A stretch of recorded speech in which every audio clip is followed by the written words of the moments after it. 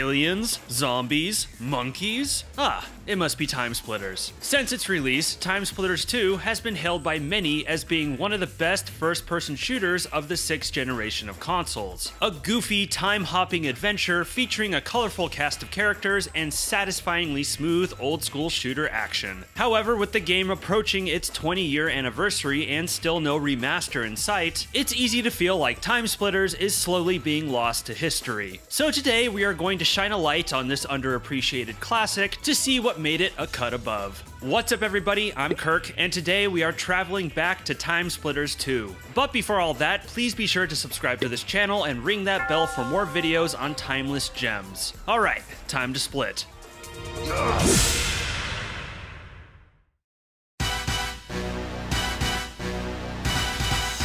To understand TimeSplitters is to understand its developer, Free Radical. Established in 1999 in Nottingham, England, Free Radical was made up of former employees of Rare, many of whom were key members of GoldenEye and Perfect Dark.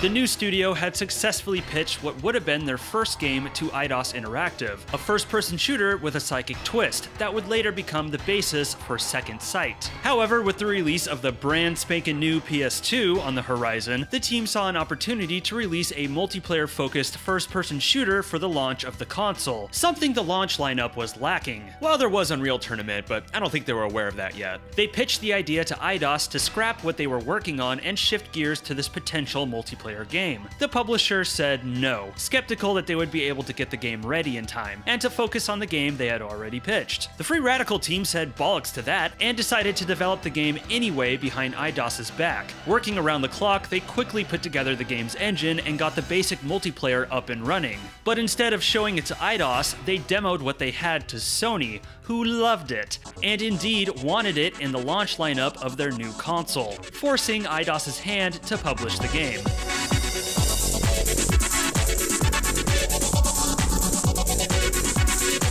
Thus, TimeSplitters was released on October 26, 2000, just in time for the launch of the PlayStation 2. Nothing like a little rebellion to kick off a franchise. Mechanically, TimeSplitters is nearly identical to that of GoldenEye and Perfect Dark. The movement, the aiming, the shooting, everything. This makes a lot of sense, as the game's short development time would push the team to go for what they knew already worked. The game featured a single-player campaign, but its big selling point was its robust multiplayer mode, with up to 4 players in split screen. This aimed to expand upon the multiplayer of Rare shooters, more maps and more characters, 60 characters in fact, with customizable bots if wanted. There was also the option to play through the single player in co-op. And if that wasn't enough, the game also came with a map maker, something the team was passionate about including. TimeSplitters was a success both critically and commercially, and certainly scratched the multiplayer itch for many early PS2 adopters. However, by Free Radical's admission, the game was rather bare bones, as evident in its single-player campaign. Unlike GoldenEye and Perfect Dark, which were notable for having somewhat open levels with multiple objectives for the player to complete, TimeSplitters single-player missions all boiled down to run through the level, kill stuff, grab the thing, get to the portal before the TimeSplitters kill you. There wasn't much to it, and it has not aged well. In many ways, the original TimeSplitters is not so much a game as it is a proof of concept. Something to show that this fresh new team could develop a fun, tight FPS system, but also get a game developed and shipped quickly. And eager to further prove themselves, Free Radical would take everything they built and learned in TimeSplitters 1 and charge headfirst into development for its epic sequel.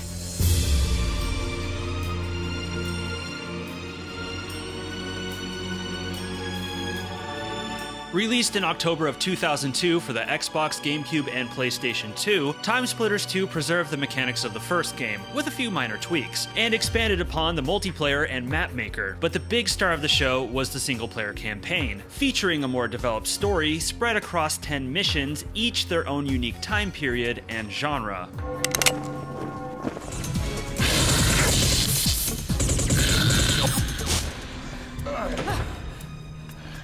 Okay, move out! The game begins in the year 2401. A war is taking place between mankind and the evil Timesplitter race, who are hell-bent on wiping out all humans. Two space marines, Sergeant Cortez and Corporal Hart, infiltrate a space base to capture 9 time crystals, which the Timesplitters are using to travel to the past. However, the marines are too late. The Splitters escape into history with the time crystals in hand, and now it's up to Cortez to travel back and retrieve them all, before the Timesplitters can cause any permanent damage. It's all down to me now. While far more fleshed out compared to the first game, the story setup is still very loose, but that's also a part of the charm. I think it's important to describe this game as an anthology shooter. Each mission is its own self-contained world with a unique story and characters. The only connective tissue is the time crystals and the Timesplitters themselves. What's important though is that each of these missions have a ton of personality, which is what makes them so enjoyable. Each mission begins with its own cinematic, which are definitely a highlight. These are genuinely entertaining to watch, and the animation is something else. 20 years on, the character animations here are still outstanding. Sure, you can see the age in the models themselves, but the animations are so smooth and expressive. It really was a cut above for the time. And that certainly carries over into gameplay. The animations of enemies are equally as smooth, and the exaggerated damage animations really do contribute to the satisfying shooting mechanics. You really get the sense that the developers had a lot of fun creating these missions, injecting silliness and humor whenever possible. It's a game that doesn't really take itself too seriously. The only thing important is giving the player a fun, challenging time that they can giggle at every now and then. You devil, let go! Let me go!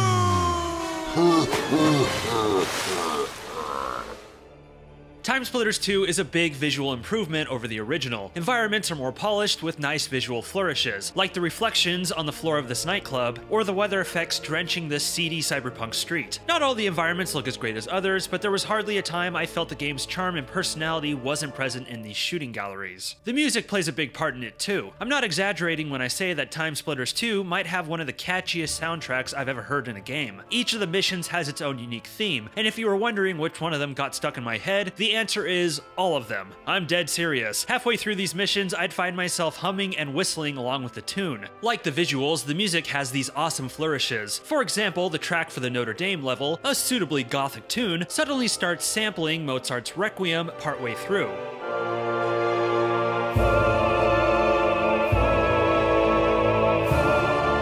My favorite track in the whole game, though, is in the Chicago level, starting off as a very classic-sounding Italian mobster theme that leads into a most silky beat, the perfect thing to accompany the sweet, sweet songs of Tommy Guns.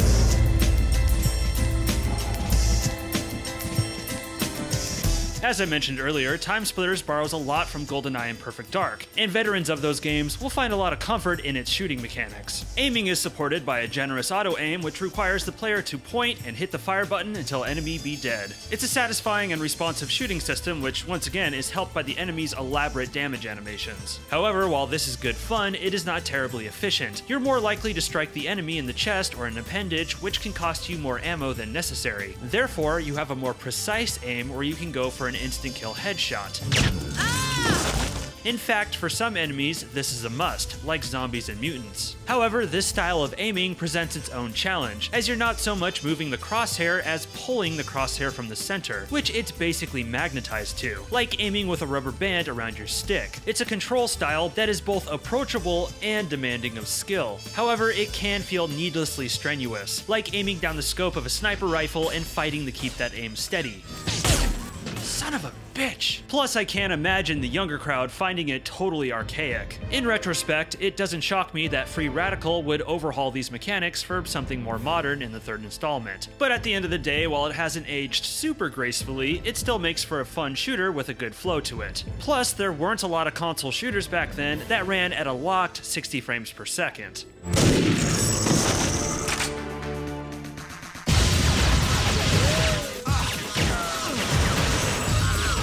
Timesplitters 2 features 30 weapons. Wowza. An arsenal spanning history itself. Wild West revolvers, Tommy guns, silenced pistols, and sci-fi weapons that are literally labeled as such. And we can't forget the explosives. Old school dynamite, grenades, rocket launchers, and of course, mines. Okay, to be fair, some of the weapons are essentially variants of other guns with minor differences. For example, the silenced pistol and the silenced Luger are pretty much identical, except the Luger has a slightly higher rate of fire. Same with the sniper rifle and vintage rifle. That being said, this is a mighty arsenal indeed. A particular highlight for me are the machine guns and shotguns that have some hard-hitting oomph and a nice rhythm to how they fire. And like the pistols, the machine guns can be dual-wielded. Nothing says joy like a Tommy gun in each hand. My least favorite of the guns would probably be the sci-fi weapons. I guess I just found these to be on the awkward side. Like the sci-fi pistol whose ammo ricochets off the wall. Great against multiple enemies, but it is easy to accidentally shoot yourself. Although I have to say, the sci-fi auto rifle is a thing of beauty.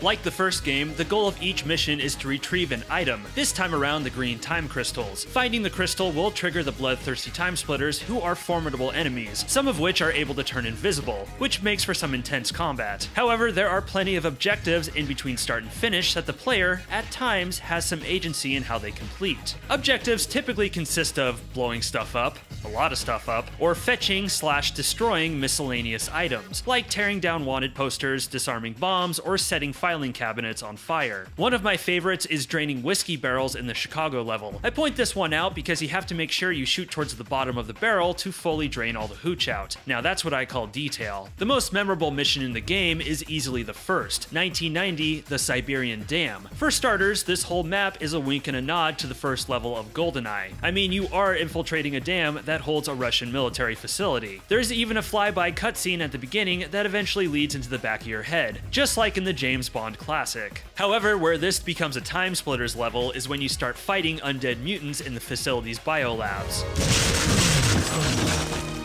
While each level is visually distinct, they also try to be unique gameplay-wise. This can be minor, like the Wild West level being more of a cover-based sniper shootout, or major, like the Blade Runner-inspired Neo Tokyo largely being a stealth mission, seeing you tail an enemy through the rain-slicked neon streets, dodging cameras and police patrols. Notre Dame and Chicago were two big highlights for me. Notre Dame has you boomsticking the heads off of rotting zomzoms, rescuing damsels in distress. Lord have mercy. Oh god, that one's bad. That one's bad! That one's bad! The best part, though, is when you fight side by side with a hunchback against the undead. See, that's the personality I'm talking about right there. And then Chicago, on top of having a banger theme, puts you in a more open environment that's fun to explore, leading to fights against mobsters in a speakeasy and nightclub. They weren't all winners for me, though. The Aztec level is easily my least favorite in the game. I did dig its crossbow mechanic, where you can light bolts on fire to clear out bees' nests and take down these ent-looking tree guys, but the level in general is packed full of annoyingly tricky stuff that will likely kill you the first time around. Like monkeys that throw exploding melons from up on high, and these invincible golems who will keep harassing you until you can lead them into a trap, which is an awkward, pace-killing process. It is fun to blow them up with a grenade launcher at the end, though. This is also the only level in the game with a puzzle in it, and there's pretty much no clue on how to solve it other than trial and error. Once you do figure it out, it's pretty easy, but I can't say I was a fan of the process, especially with the regular enemy spawns whilst solving. Regardless, this is an enjoyable collection of levels with some good challenge and variety to keep things interesting and fun. And of course, once you beat all of them on the normal difficulty, you can go through on hard, which, oof, is not messing around.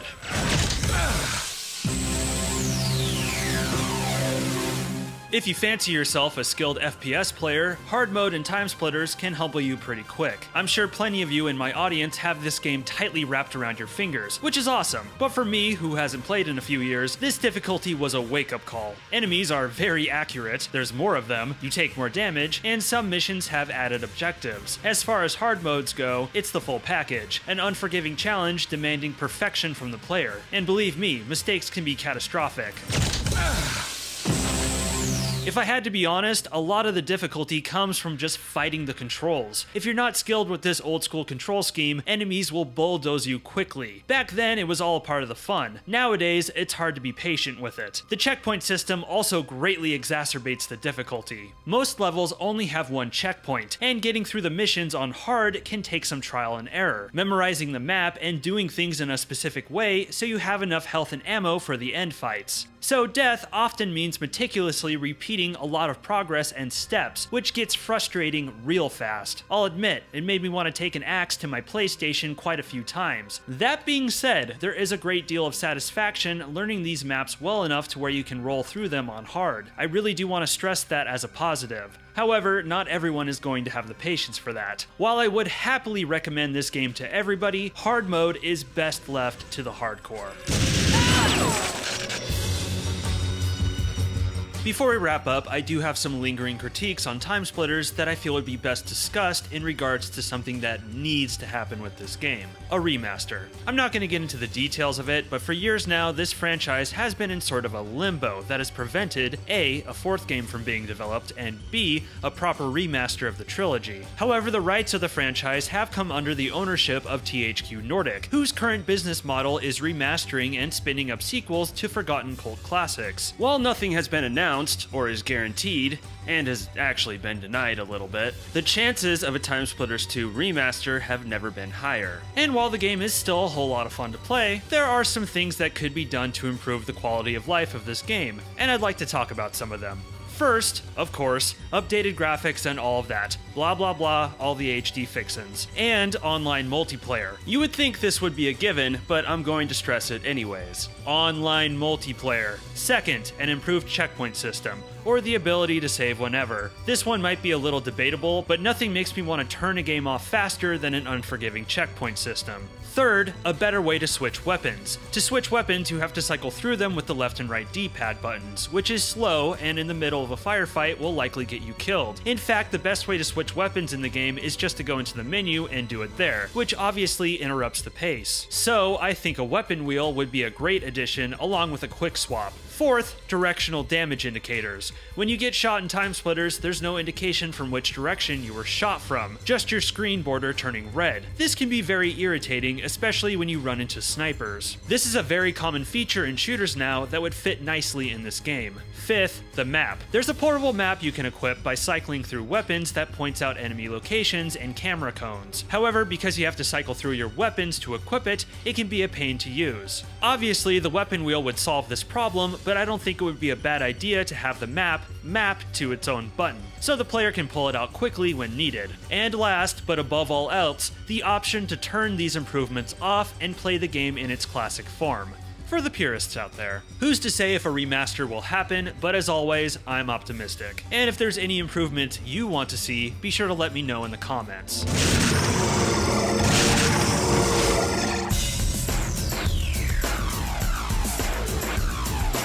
TimeSplitters 2 is a classic through and through. It remains one of the best shooters for the 6th generation of consoles, and still packs more personality and charm than most modern shooters. That being said, this is a classic in desperate need of a facelift. And unless you have a nostalgia for the N64 rare shooters, or shooters of this time in general, I don't think it's necessarily something newer players have to go out of their way to play, not until a proper remaster comes along. However, this is still a great game to spin up for some old school split-screen multiplayer, assuming you have enough controllers for it.